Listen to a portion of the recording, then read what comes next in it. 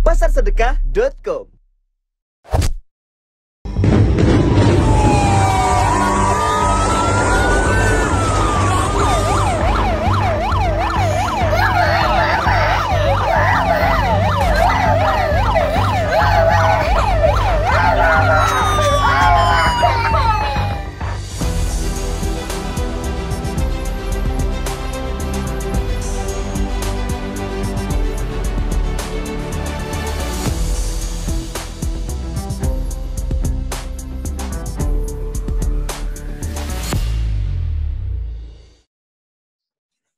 Baik, bismillahirrahmanirrahim. Assalamualaikum warahmatullahi wabarakatuh. Waalaikumsalam warahmatullahi wabarakatuh. Bismillah, walhamdulillah, wassalatu wassalamu ala rasulillah, wa ala alihi wa sahbihi, wa mawalah wa ba'du. Alhamdulillah, pada sore hari ini Allah berikan kita kenikmatan, Allah berikan kita keberkahan dalam beraktivitas, dalam berkegiatan, dalam segala macam urusan, semoga Allah permudah. Salawat dan salam tetap tercurah kepada kedua hasanah kita, Nabi besar kita Muhammad sallallahu alaihi wasallam, beserta keluarga beliau, sahabat beliau, dan kita semua selaku umatnya. Semoga diberikan keistiqomahan. Amin ya rabbal alamin. Sahabat dermawan sekalian, alhamdulillah sore hari ini bersama saya lagi Muhammad Naim pada kajian peradaban kurban, dan kali ini kita akan bersama guru kita Al-Ustadz Kiai Haji Taufikur Rahman, atau kita sering dengar dengan kunyahnya Ustadz Pantun. Beliau sering ada di TV, di channel, mungkin di TV mainstream sering muncul juga di kajian subuh, kemudian acara-acara lainnya. Dan kali ini beliau akan bersama ACT lagi dalam membahas sebuah kajian yang cukup menarik, yaitu semangat berkurban jadi berkobaran. Nah, berkobaran ini maksudnya apa sih teman-teman semua? Kita mungkin sudah melihat ya di ACT ada sebuah gerakan, yaitu berkurban tanpa batas. Tanpa batas jumlah, tanpa batas distribusi, tanpa batas manfaat. Ya, pekan lalu kita sudah mendengar kajian dari asatidz yang lain, dan kali ini kita terus mendalami ilmu, memperluas wawasan bersama guru-guru kita. Dan kali ini bersama kita Ustadz Taufikur Rahman. Waalaikumsalam. Baik, sahabat teman sekalian, mungkin sudah tidak sabar lagi menunggu apa yang akan disampaikan beliau. Untuk mempersingkat waktu, kita berikan sesi kita kepada Ustadz Pantun. Tafadhal masykuran, Ustaz. Terima kasih Ustaz Muhammad Naim. Assalamualaikum warahmatullahi wabarakatuh. Hamdan wa syukran lillah. Salatan wa salaman daimaini ala Rasulillah Sayyidina wa maulana Muhammad ibn Abdillah wa la hawla wa la quwata illa billah.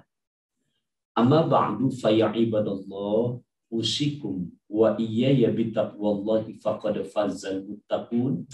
Ittaqullaha haqqa tuqatih wa la tamutunna illa wa antum muslimun. Wa qala Allah ta'ala fil Qur'anil Karim, a'udzu billahi minasy syaithanir rajim. Bismillahirrahmanirrahim. Inna a'tainakal kautsar fasalli li rabbika wanhar inna syari'aka huwal abtar. Shadaqallahu maulana azim. Sahabat dermawan dimanapun Anda berada, juga Adinda Ustadz Muhammad Naim selaku pengatur acara di kajian kita kali ini, satu pantun pembuka dari Al-Fakir, Makom Ibrahim terasa nyaman, seumur-umur bahagia diajak lagi. Salam silaturahim dari Taufikur Rahman. Semoga semuanya sahabat dermawan dan ikhwan akhwat fillah di ACT ini selalu panjang umur, murah rezeki. Amin wa ya mujibas sa'ilin. Ketika kita berbicara korban, di mana secara makna etimologi berasal dari akar kata korba yakrubu kurbanan, yang artinya dekat, pendekatan. Nah, kita lihat perintah korban di Quran surat yang tadi saya bacakan Al-Kautsar itu bersamaan dengan perintah sholat. Fasolli dari awal dulu. Inna a'tainakal kautsar. Sungguh aku telah menganugerahkan nikmat rezeki yang berlimpah ruah. Fasolli, maka sholatlah kamu lirabbika, untuk Tuhanmu. Setelah itu wanhar, dan berkorban. Berarti dua perintah yang dua-duanya adalah perintah yang mahdhuf, sholat dan berkorban. Tapi informasi yang pertama, di ayat pertama, betul-betul logikanya Allah telah menganugerahkan nikmat yang berlimpah ruah. Jadi kalau bicara nikmat yang Allah berikan kepada kita, pantas kalau ayat Quran disebutkan di dalam firman-Nya Allah menyebutkan wa in ta'uddu nikmatallahi la tuhsuha. Wa in ta'uddu nikmatallahi la tuhsuha. Jika kamu mau menghitung-hitungnya, gak akan mampu. Bahkan di Quran surat ke-55 juz 27 sampai berkali-kali Allah ulangi. Ini ayat semua rata-rata kita hafal, bahkan sering sekali kita jadikan status baik Instagram, Facebook maupun WhatsApp. Apa bahasanya? Fabi ayyi ala'i rabbikuma tukadziban. Maka nikmat yang mana lagi yang hendak engkau dustakan? Termasuk nikmat yang kita rasakan di negara kita, bisa ikut kajian begini, bisa nyaman. Kita bisa bayangkan saudara-saudara kita yang saat ini ya di antaranya di Palestina. Allahu Akbar. Ya, untuk ibadah saja dari mulai saat 10 hari terakhir Ramadan kemarin, lebih dahsyat lagi hingga saat ini. Nah, ikhwan akhwat, sahabat bermawan dimanapun Anda berada, yuk kita lihat di mana di surat yang lain Allah menjelaskan cerita korban tentang kejadian Nabi Allah Ibrahim alaihissalatu wassalam. Al-Imam Nawawi bin Umar Al-Jawi dalam salah satu kitab beliau, kitab tipis kok, tapi isinya luar biasa. Dalam kitab Nasail Hibatnya ada makalah yang berisi tiga nasihat. Di situ perihal dengan Nabi Ibrahim, beliau sempat ditanya, li ayyi syai'in ittakhadha Allah, li ayyi syai'in ittakhadallahu khalilan. Dengan sebab apakah hai engkau Nabi Ibrahim mendapatkan gelar Khalilullah, kekasih Allah? Dengan sebab apa? Nah, di sini ada 3 alasan. Li salasati asya'a. Dengan 3 alasan. Nah, 3 alasan ini harus kita pinjam, harus kita pelajari, boleh kita contek.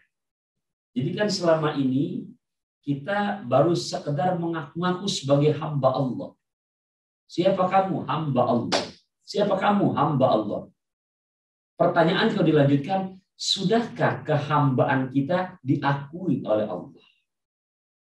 Contoh analogi yang gampang, kita tahu siapa Presiden RI sekarang, yaitu Bapak Insinyur Joko Widodo. Tahu kita Presiden Indonesia sekarang adalah beliau. Pertanyaan saya, apakah Pak Jokowi tahu dengan kita? Kita ngaku sebagai hamba Allah. Tapi sudahkah kehambaan kita yang kita akui sebagai hamba Allah diakui oleh Allah? Nah, Nabi Allah Ibrahim, Masya Allah, udah diakui. Innahu min ibadinal mu'minin. Sungguh dia termasuk hambaku yang beriman. Nah, dari 3 pertanyaan ini, yang tadi tanya, dengan sebab apakah engkau Nabi Ibrahim mendapatkan predikat kekasih Allah? Beliau jawab dengan sebab 3 hal. Nah, dengan tema yang tadi Adinda Ustaz Muhammad Naim sebutkan, ini sangat pas sekali. Jadi berkorban, semangat berkorban semakin bertebaran. Yuk kita lihat. Ibrahim menyebutkan dengan 3 alasan. Kepiting di dalam kerang dicapit batu, pasang kuping dia terang. Saya sebutkan satu persatu. Yang pertama, beliau menjawab, ikhtartu amrullah ala amri ghaibihi.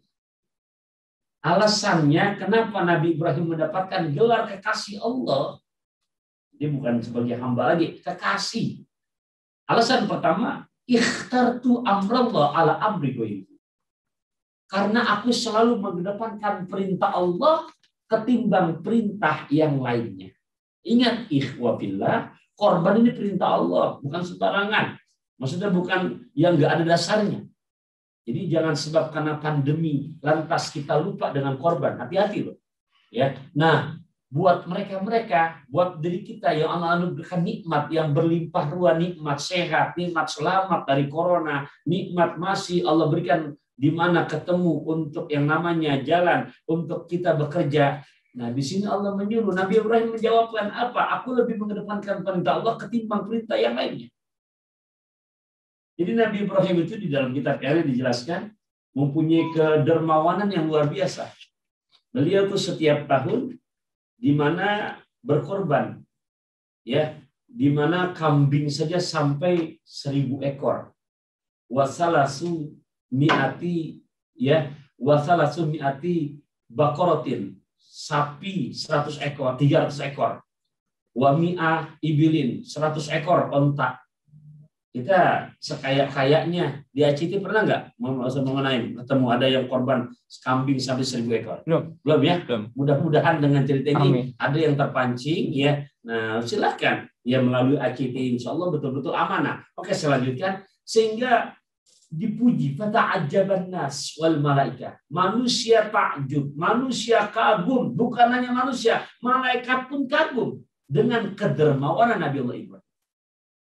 Di saat dipuji, dikagumi, lantas lepas ucapannya, tidak terkontrol, apa bahasanya?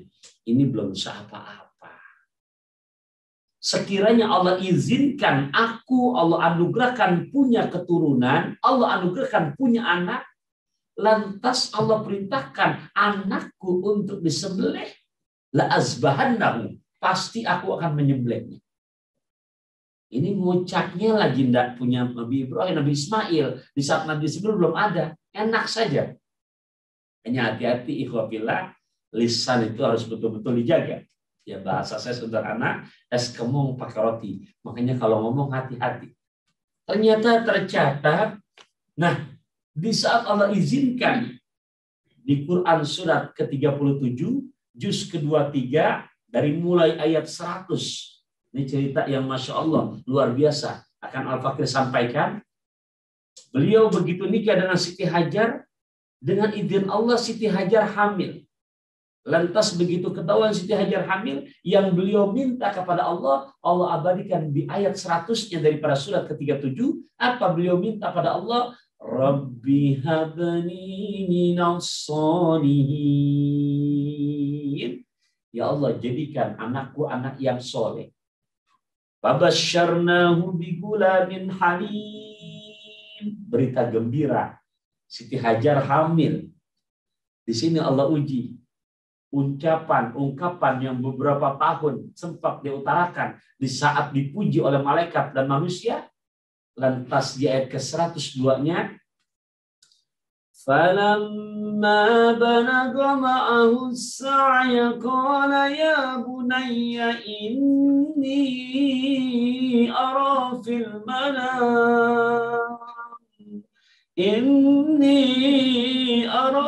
الْمَنَامِ أَنِّي أَذْبَحُكَ فَانظُرْ مَاذَا تَرَى قال يا أبت افعل ما تؤمر ستجدني إن شاء الله من الصابرين. Allah. Ini Quran loh yang bicara ikhwafil. Dan nanti di ayat berikutnya memang ayat ini harus sering disampaikan dalam kajian.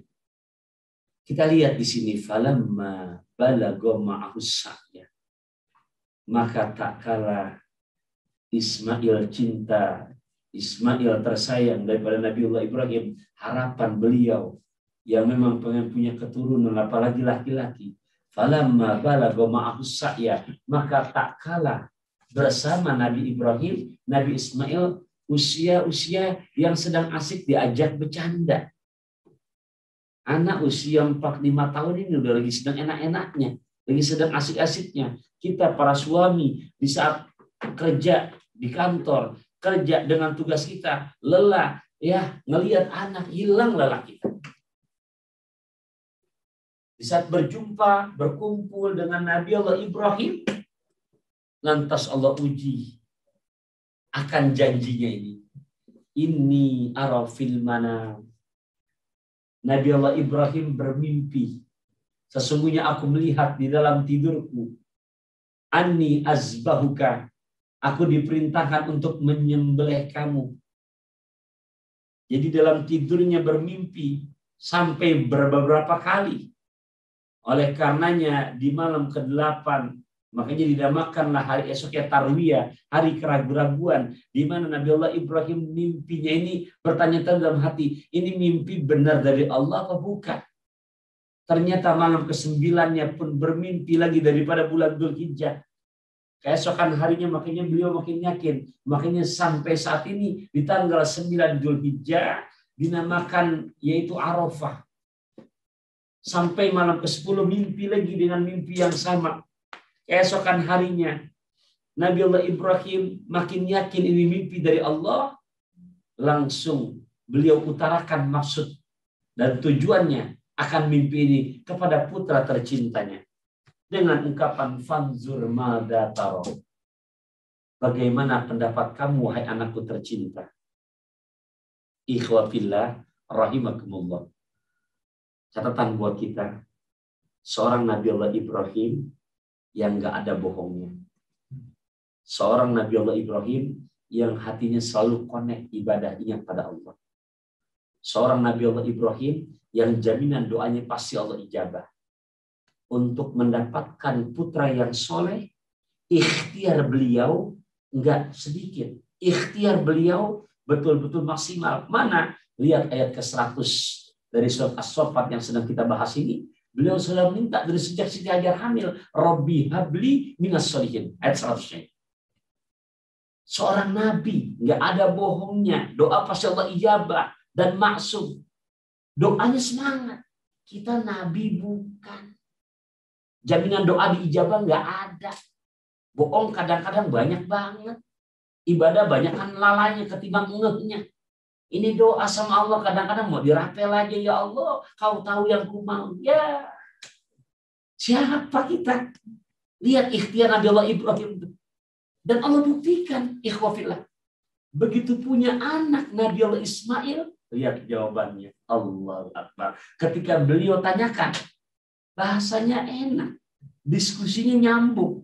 Ini nasihat buat kita sebagai orang tua, di saat ngajak sesuatu kepada anak, jangan langsung memvonis. Nah, kamu nakal, jangan. Lihat baca Nabi Ibrahim, fanzur mada taro. Padahal udah yakin perintah Allah, tapi tetap ditanya dulu, bagaimana nak pendapat kamu? Allahu Akbar.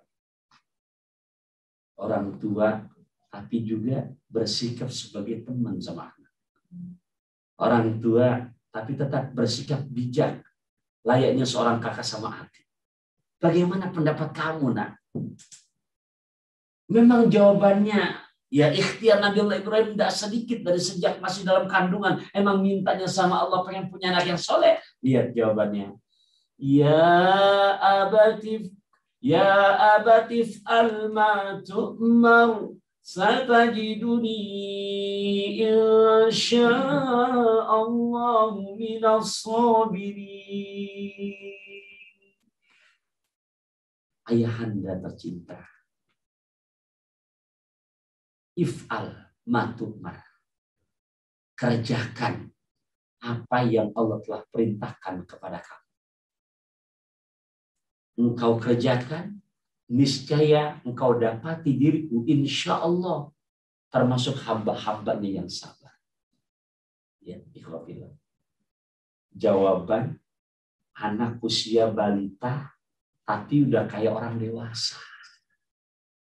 Ini Ismail bin Ibrahim. Gimana kalau Ismail zaman now? Mungkin ayah anda ngomong, nah ayah mimpi disuruh nyembelih kamu, besok kamu saya potongnya. Coba kalau Ismail zaman now, Baba saya yang dipotong yang masih muda, Baba aja udah bangkotan tuh. Mungkin begitu. Kritis yang berilmu tapi nggak berakhlak. Seorang yang masih belum akil balik, tapi udah ada tanda-tanda anak solehnya. Karena ikhtiar ayahandanya. Pengen punya anak yang soleh. Satu, menjadi anak yang soleh, menjadi orang yang ayahanda yang soleh pula. Dua, ikhtiar mintanya sama Allah. Enggak setengah-setengah. Makanya Allah buktikan. Ya abatif al-matumar. Wahai ayahandaku tercinta, kerjakan apa yang Allah telah perintahkan kepada kamu. Allahu Akbar. Itu kalau di dalam kitab tafsir dijelaskan. Sampai Nabi Ismail pesan begini, kalau bahasa kitanya nih, ayah, nanti tolong ya gunakan pisau yang akan nyembelih saya dengan pisau yang setajam-tajamnya, supaya biar sekali gorok langsung selesai. Ayahanda, tolong ya, nanti di saat menyembelih, di mana kaki dan kakan saya diikat yang kuat, supaya saya tidak menolak dan meronta-ronta. Ayahanda, tolong ya, nanti pakaian yang bekas saya pakai, jangan langsung diberikan kepada ibunda. Khawatir ibunda ngelihat bekas pakaian saya, lantas sulit untuk melupakan saya. Anak, Masya Allah, bisa ucap demikian. Dan Allah buktikan, di ayat 103-nya ini bukan cerita dongeng, ikhwafil. Falamma aslama wa tallahu lil jabin.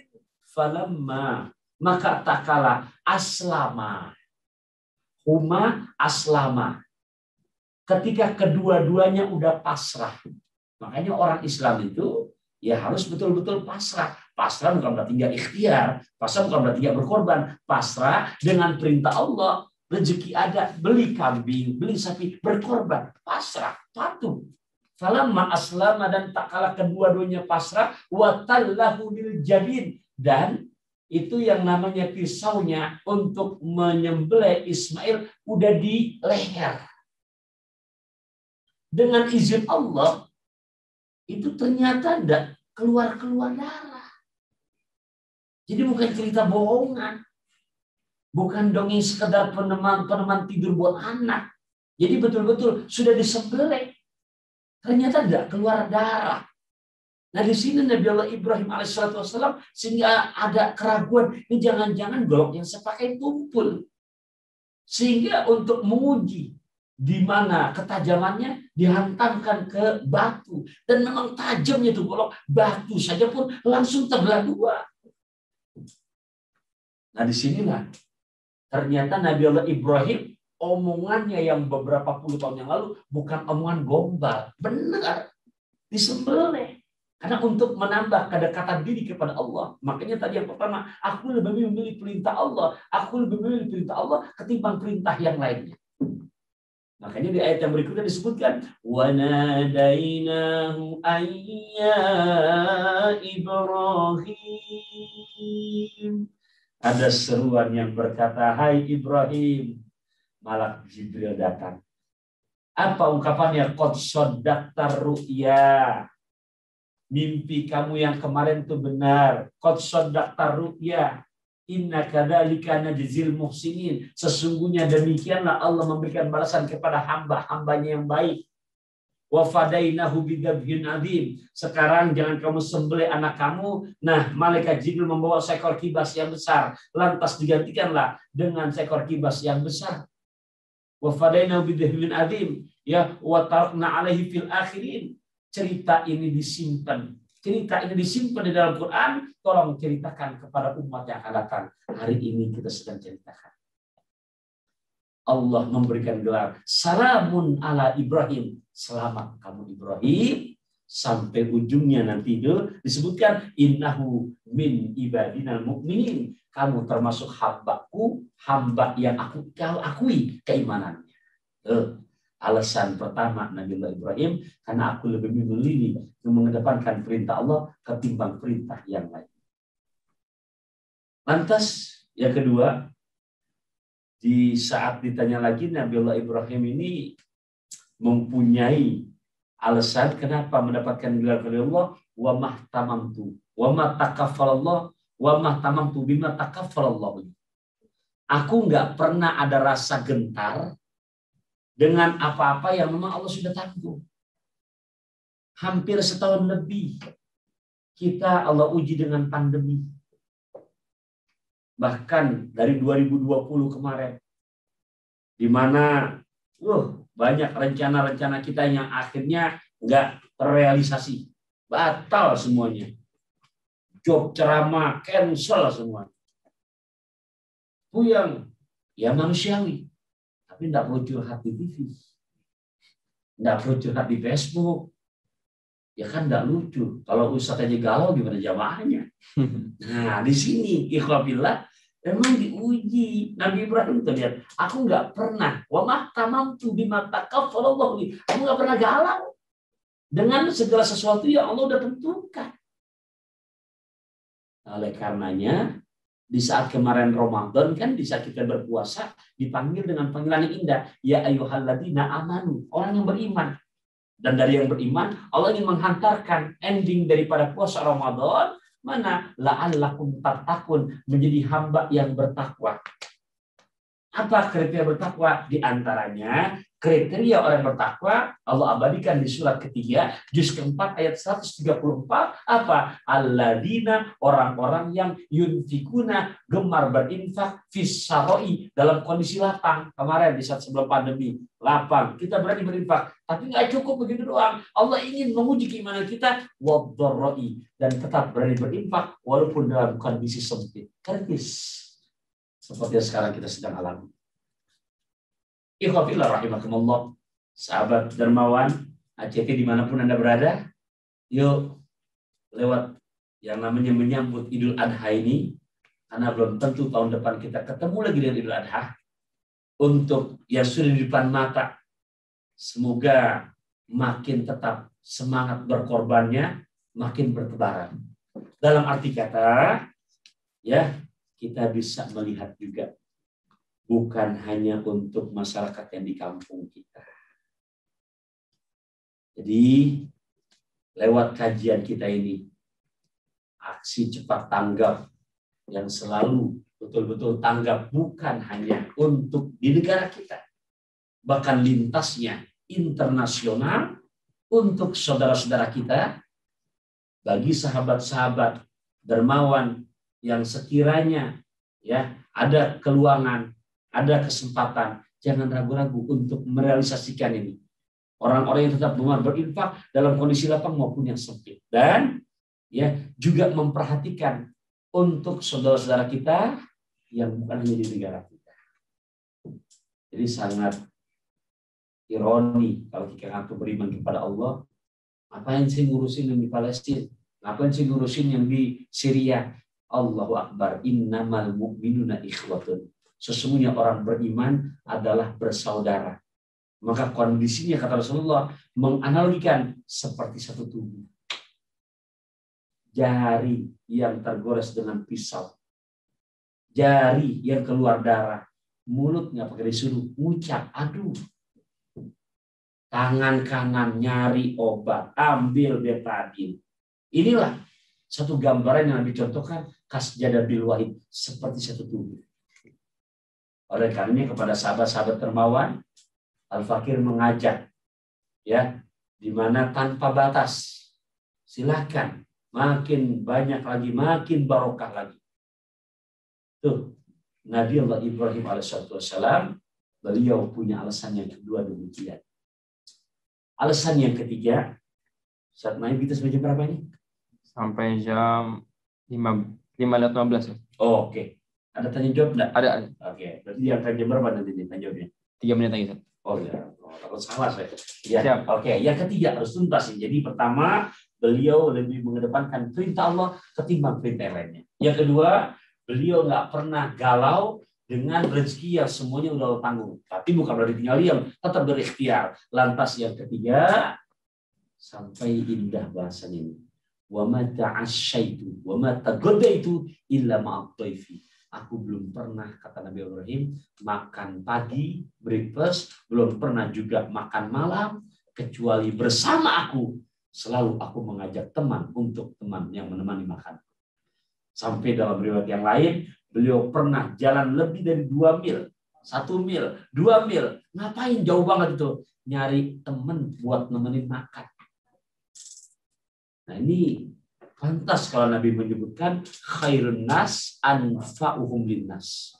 Sebaik-baik manusia yang paling banyak menghasilkan manfaat buat saudaranya. Dan berbicara berbagi, berbicara berkorban. Ya. Buat mereka yang udah ada kemampuan tapi pelit buat berkorban, tapi bakhil untuk mengeluarkan untuk berkorban, Nabi tinggal memberikan pilihan. orang yang ada saatan, keluasan, falan yudhahi, tapi nggak mau berkorban, maka kata Nabi, nanti di yaumil kiamat jangan dekat-dekat tempat sholat. Ini bahasa kasarnya, jangan aku sebagai umatku deh. Ya Allah, ikhwafillah rahimakumullah. Kalau di dunia kita nggak diatur teman sama teman, masih banyak teman-teman yang lain yang bisa masih mengakui teman kita. Tapi kalau di yaumil kiamat, Nabi udah nggak ngakuin, mau siapa lagi yang nolong? Ini perihal kurban. Ya kalau bahasa saya sederhana, bahasa pantunnya, ya, jadi nggak enak hati nih saya mengucapkan. Ya, ada tape, ada markisah, beli di Paseban sama orang Tanjung Mahal. Gonta-ganti HP pada bisa, giliran korban katanya mahal. Semoga bisa dipahami. Masya Allah, luar biasa Ustaz atas materinya. Tadi kita mendengar inspirasi dari kisah Nabi Ibrahim, kemudian pengorbanannya terhadap anaknya, kemudian dan banyak lagi kisah-kisah yang disebutkan Ustaz. Semoga sahabat teman sekalian bisa mengambil hikmah dan ibrahnya. Namun kita akan berlanjut pada sesi tanya jawab gitu ya sahabat teman sekalian. Jadi nanti kita akan diskusi dan dialog dengan Ustadz mengenai tema kita pada sore hari ini. Baik Ustadz, pada saat ini kita telah mendengar informasi dari pemerintah bahwa pelaksanaan haji tahun ini dibatalkan, terutama di Indonesia ya. Dan juga di beberapa lain di dunia ataupun di negara-negara Islam dengan segala macam faktor. Nah Ustadz, bagaimana semangat berhaji ini meskipun tidak dapat dilaksanakan bisa ditunaikan dengan berkurban Ustaz? Apakah pahalanya, keutamaannya, dan hal-hal yang perlu diperhatikan lagi Ustaz? Ini bicara berkorban ya, Masya Allah. Jadi di saat ini di dalam beberapa kitab banyak kita temukan. Jadi ada kejadian ya Ustaz Muhammad Naim yang dialami oleh Abdullah ibn Mubarak. Beliau salah satu tokoh ulama tabi'in yang lahir di tahun 118 Hijriah, wafat tahun 181 Hijriah. Jadi masih dekat ke Rasulullah.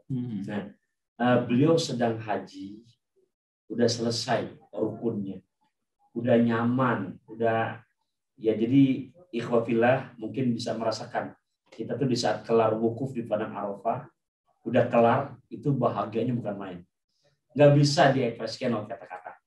Nah ini saya ngebayangkan beliau udah selesai semuanya, sedang ibadah di Masjidil Haram, tiba-tiba dalam kondisi sadar beliau dihadapkan di mana seperti sedang dialog dua malaikat yang isi dialognya sangat jelas. Kamu tahu nggak yang haji saat ini berapa orang? Beliau jawab, ada 600.000 orang. Tahu nggak yang 600.000 orang yang keterima berapa orang? Malaikat ini yang ditanya menjawab, nggak ada yang keterima. Semuanya ditolak. Yang keterima hanya 1 orang. Tapi orang itu lagi nggak ada di sini. Lagi nggak ada di Mekah. Lagi nggak ada di Padang Arafah. Lagi nggak ada di Madinah. Artinya lagi, orang itu adanya di mana? Di kampung halaman. Kemudian di mana tempatnya? Di Damaskus. Siapa namanya? Namanya Muwafaq. Apa pekerjaannya? Hanya sebatas tukang tambal sol sepatu. Dengan sebab beliaulah seorang yang akhirnya semua yang ada hajian tahun ini Allah terima dengan sebab beliau seorang. Dan orangnya lagi nggak bikin haji. Dan orangnya lagi di kampung halamannya. Tuh. Hebat banget ini. Ini menjawab pertanyaan Ustaz ya Muhammad Naim perihal tadi yang nggak berangkat haji, kemudian berkaitan dengan korban. Ya, saya teruskan cerita ini. Ternyata Abdullah ibnu Mubarak begitu sadar beliau nangis. Kenapa? Karena beliau merasakan dari 600.000 orang bagian di dalamnya. Dan beliau berarti ketolong dengan si Muwafaq ini. Dan uniknya ikhwafillah, Muwafaqnya lagi nggak di Mekah. Muwafaqnya lagi nggak ikut hajian, lagi di kampung halamannya. Tapi yang ada di Mekah ketolong dengan sebab beliau. Nah, Allah Akbar. Ini bisa menjadi ya insya Allah semangat untuk saudara-saudara kita yang memang kotanya mestinya keluar tahun ini berangkat. Ternyata pemerintah kita ya memang telah mengumumkan sejak beberapa minggu yang lalu bahwasanya Indonesia tidak hajian tahun ini. Itu sudah 2 kali. Ya. Intinya saya teruskan cerita ini, berangkatlah Abdullah ibn Mubarak ke Damaskus. Manusia saat itu belum banyak kayak sekarang. Dengan izin Allah ketemu dengan si muwafaq ini. Abdullah ibn Mubarak bertanya, namanya iya betul muwafaq. Pekerjaannya betul seperti yang dijelaskan dalam dialog antara kedua malaikat ini. Lantas ditanya, kenapa kamu tidak haji tahun ini? Beliau jawab, aku sudah niat sekali untuk tahun ini berangkat haji. Tapi ternyata aku tidak jadi berangkat. Kenapa tidak jadi berangkat? Karena ada sesuatu yang menghendaki aku lebih memilih ada di kampung halaman. Ada kejadian apa? Nah, ditanya lagi, kamu punya amalan apa? Tidak punya amalan apa-apa. Alhasil ditanya kejadian apa? Beliau pun menjawab, muwafaq jelaskan. Tahun ini saya sudah siap berangkat. Uang yang saya kumpulkan dari bertahun-tahun dari hasil sesuatu sudah siap buat ONH-nya. Ternyata istri saya mengalami hamil dan di saat hamil muda istri saya mencium bau masakannya begitu sedap. Lantas dia minta tolong kepada saya sebagai suaminya mencarikan dari mana sumbernya. Akhirnya saya berangkat mencari keinginan daripada istri saya. Ke rumah sebelah tidak ada, rumah sebelah tidak ada, rumah sebelah tidak ada. Akhirnya aku dapatkan bau masakan tersebut di gubuk yang paling ujung arah masuk ke tengah hutan. Aku beranikan diri untuk mengetuk pintu gubuk tersebut. Sambil aku beri salam, ternyata salamku terjawab, keluarlah perempuan parubaya.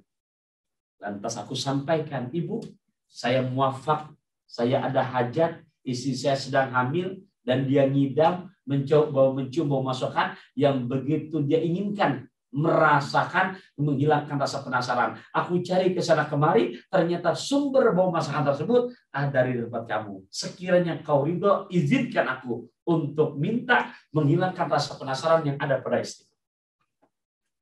Begitu muwafaq curhat begini, apa jawaban si ibu? Maaf Tuhan, hazalahmun halalulana wa haramun alaih. Maaf Tuhan, ini daging yang sedang kami olah halal buat kami, tapi haram buat Tuhan.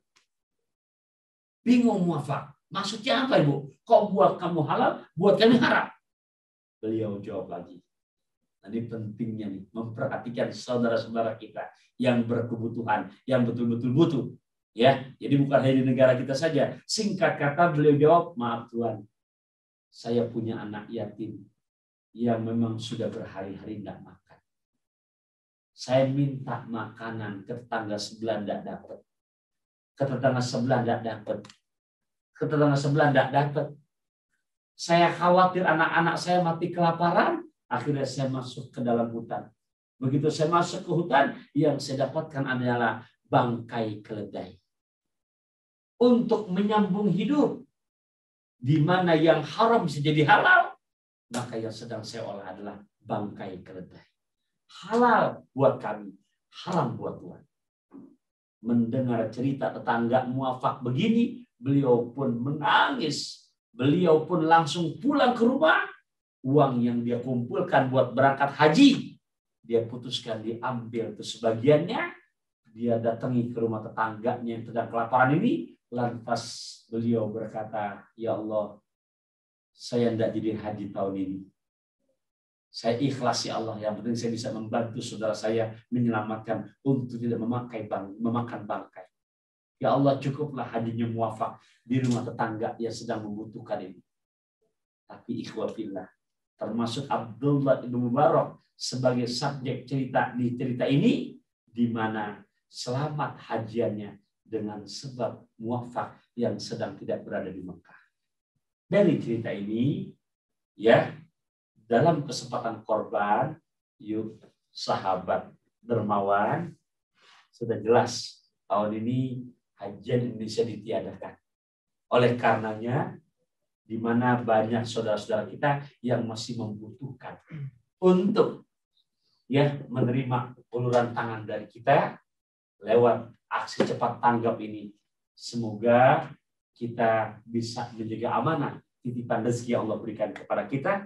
Jadi walaupun kelihatan di dunia nggak berhaji, tapi banyak di mana ibadah-ibadah termasuk berkorban ketika kita ikhlas berbagi kepada orang yang membutuhkan, ternyata pahalanya menyamai seperti pahala haji.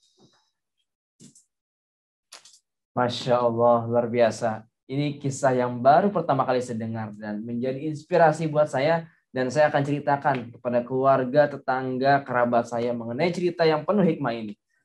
Sahabat teman sekalian, dimanapun kalian berada, tadi Ustadz menyampaikan jawaban mengenai keutamaan, keberkahan, dan tentunya kedahsyatan dari amalan kurban. Bahkan tadi kata Ustadz, dalam cerita tersebut bisa mewakili terimanya orang-orang yang sedang pergi haji, Ustaz. Betul ya? Tolong yang dengan sebab orang itu padahal lagi di Mekah. Iya, Masya Allah.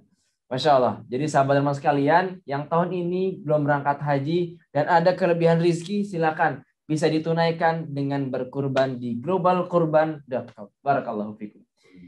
Baik Ustaz, kita masuk ke pertanyaan berikutnya. Mengenai manfaat berkurban, Ustaz. Manfaat berkurban kita tahu bahwasanya pertama berkurban itu di secara fikih Ustaz ya, ada diutamakan mungkin untuk daerahnya, untuk agar dia bisa menyembelih sendiri hewan kurbannya begitu Ustaz. Tapi bagaimana kita bisa memberikan kebahagiaan kepada saudara lain di penjuru daerah Indonesia ataupun di negeri-negeri lainnya Ustaz? Ya.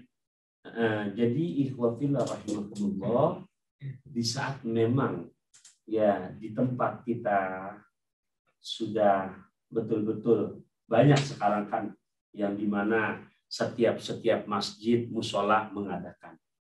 Lantas bagaimana dengan saudara-saudara kita yang bahkan lintasnya lintas dunia, negara?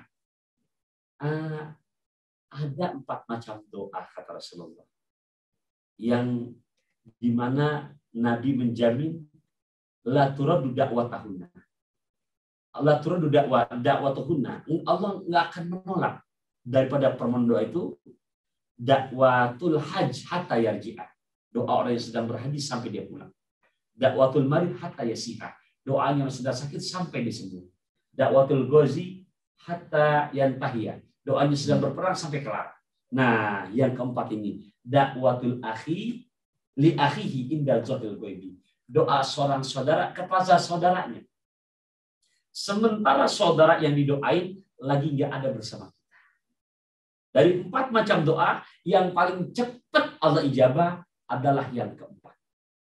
Oleh karenanya ikhwah fillah yang di saat berkorban lantas menitipkan amanahnya lewat ACT, dan ACT pun membagikan kepada mereka yang berhak membutuhkan, berhak menerimanya, dan bukannya untuk lintas di negara kita, beliau sampaikan kepada saudara-saudara kita yang sangat membutuhkan sekali. Nah, ini masuk kepada tadi dari 4 macam doa yang paling cepat untuk Allah ijabah. Jadi ya, bukan hanya untuk yang di negara kita saja. Di saat kita memberikan kepada saudara-saudara kita di luar batas lintas, ya hanya sekeliling kita berikan, itu termasuk tadi Mas ya Ustaz Naim, lebih cepat Allah terima doa ijabah yang lebih ijabah. Baik Ustaz, Masya Allah, luar biasa teman-teman sekalian.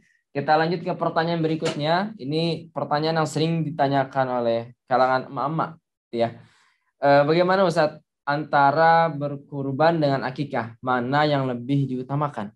Ya, saya kadang-kadang suka ketawa, kenapa sih nanya gitu pas giliran Idul Adha gitu. Ya, oke. Nah, ketika kita melihat redaksi perintah untuk yang namanya akikah, di mana Nabi menyebutkan al-gulam murtahinun bi aqiqatihi tuzbahu anhu yaumas sabi wa yuhlaqu ra'suhu wa yusamma.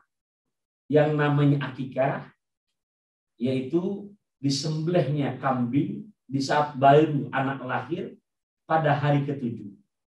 Al-gulam adapun bayi tergadai dan bisa lunas gadaiannya dengan menjalankan akikahnya. Disembelih pada hari ke-7 dan sambil diresmikan namanya. Jadi kalau untuk akikah tidak hanya boleh di bulan Dzulhijjah. Jadi kapanpun bisa. Tapi kalau kurban hanya ada 4 hari. 10 Dzulhijjah, 11, 12, 13. Di luar daripada 4 hari ini, maka ketika kita mengeluarkan kambing dibagi-bagi, itu namanya sedekah. Kurban hanya 4 hari dalam setahun. Akikah bebas waktunya. Jadi Ustaz, mana dulu yang diutamakan? Ya, memang secara nas untuk yang namanya akikah, di saat memang ada kemampuan, lebih utama untuk melaksanakan akikah. Karena bayi tergadai. Ya, tergadai dengan akikahnya. Makanya buat para ikhwatillah sebagai orang tua, di saat anak lahir, tolong jangan hanya bahagia untuk hal-hal yang sifat yang lainnya, pikirkan juga untuk akikahnya. Akan tetapi kurban ini hanya ada di bulan Dzulhijjah, dan itu pun kesempatannya hanya ada 4 hari saja. 10, 11, 12, 13 Dzulhijjah. Nah, di saat memang ya bersamaan waktunya, jelas ya, yang belum akikah ditanya lebih utama untuk akikah terlebih dahulu. Akan tetapi buat yang memang kemampuannya lebih banyak, silahkan. Kalau perlu dua-duanya, bahkan akikah pun dilaksanakan ya, sambil juga di mana berkorban pun seandainya rezekinya ada. Jadi jangan hanya pertanyaan untuk pilihan, aduh, saya kan misalkan akikah, jadi buat alasan nggak berkorban. Nah, jangan seperti itu. Itu Ustaz Muhammad Naim. Baik Ustaz, Insya Allah luar biasa. Jadi tadi ya, jawaban terakhirnya adalah kurban iya, akikah juga iya. Kalau misalkan ada rezekinya, semoga Allah berkahi. Baik Ustaz, kita masuk ke pertanyaan terakhir karena sudah menjelang 5:30 juga nih. Ada berapa daerah kita di Indonesia Timur sudah masuk waktu maghrib ya. Pertanyaan terakhir Ustaz mengenai kurban juga.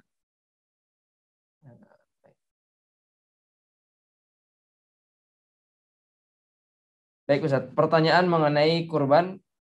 Kita kan sebentar lagi akan masuki Dzulhijjah. Sekarang masih Dzulqa'dah Ustaz. Dzulqa'dah. Kita ada orang yang mempersiapkan hartanya dan segala macam. Nah, kalau kita melihat Nabi SAW, beliau bahkan berkurban 100 ekor Ustaz ya.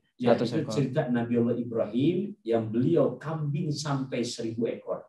Kemudian sapi sampai 300 ekor. Onta sampai 100 ekor. Masya Allah, luar biasa. Adapun kalau Nabi Ustaz, Nabi 63 ekor disembelih sendiri Ustaz ya. Ya, memang dianjurkan, disunahkan untuk ketika kita bisa mampu untuk menyembelih sendiri. Baik Ustaz.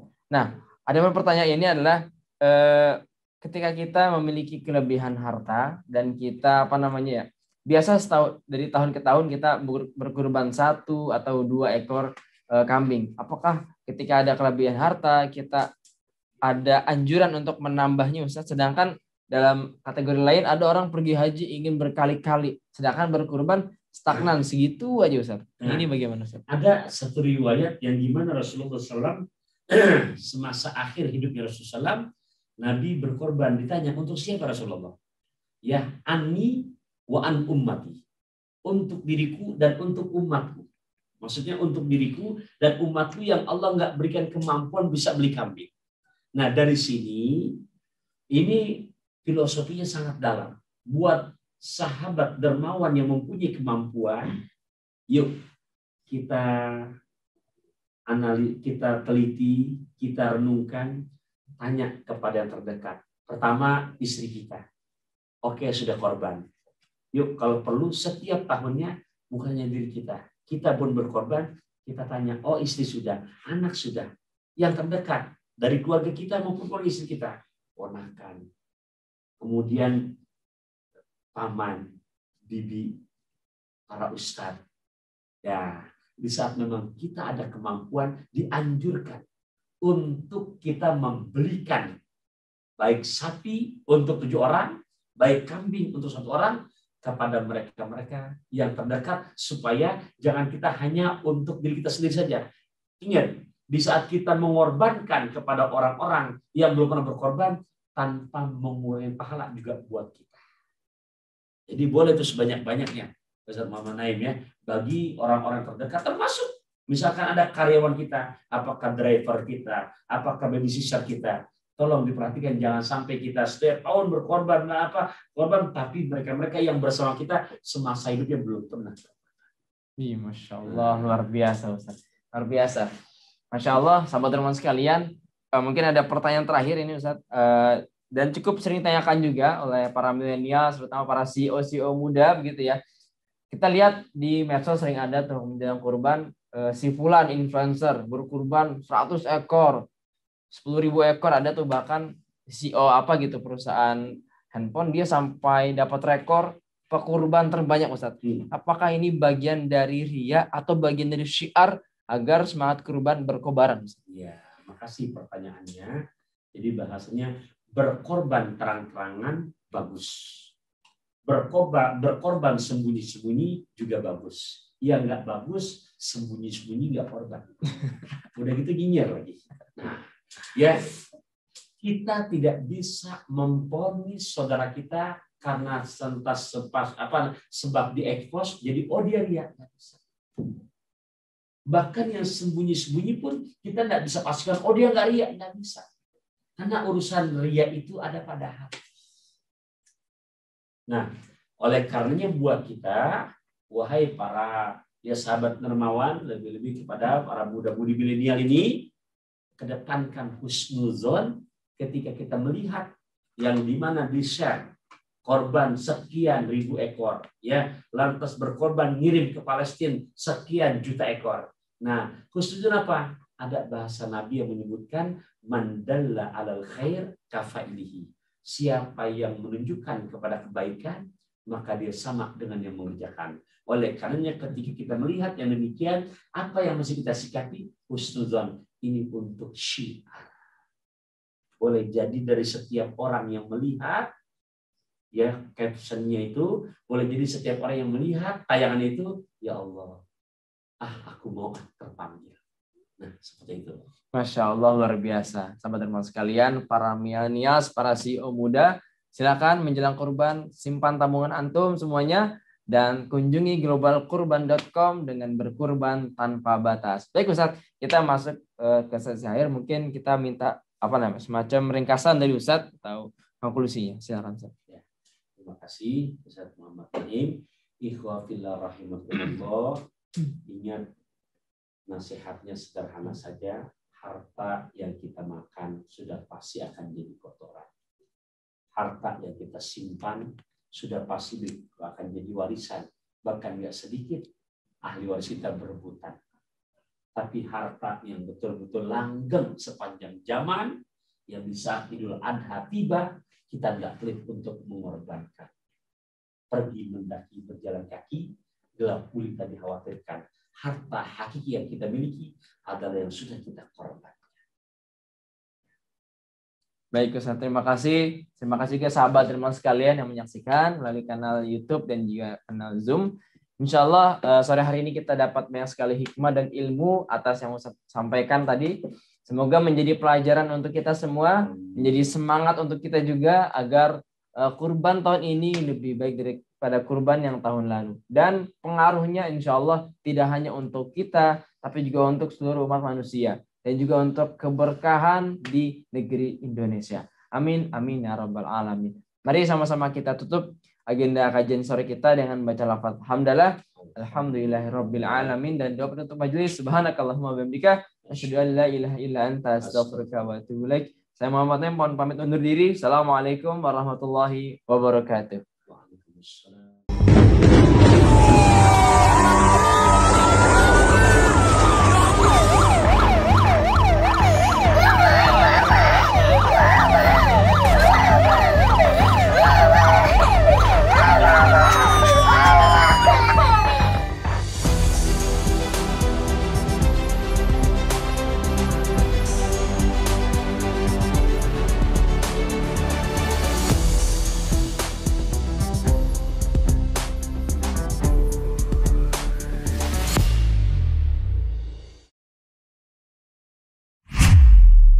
pasarsedekah.com.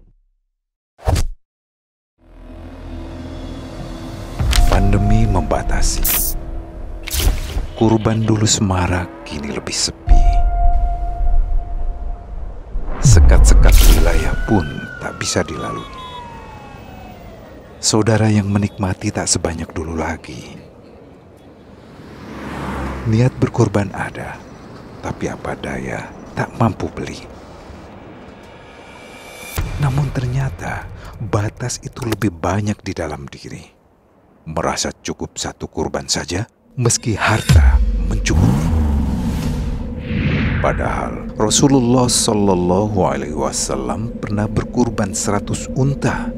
Nabi Ibrahim alaihissalam berkurban 1000 domba, 300 sapi dan 100 unta sekaligus.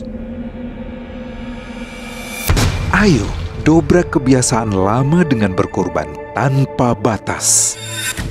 Terobos kesulitan, muliakan jutaan saudara di Indonesia hingga penjuru dunia. Raih keberkahan tanpa batas, tebarkan kebermanfaatan tanpa batas bersama Global Kurban.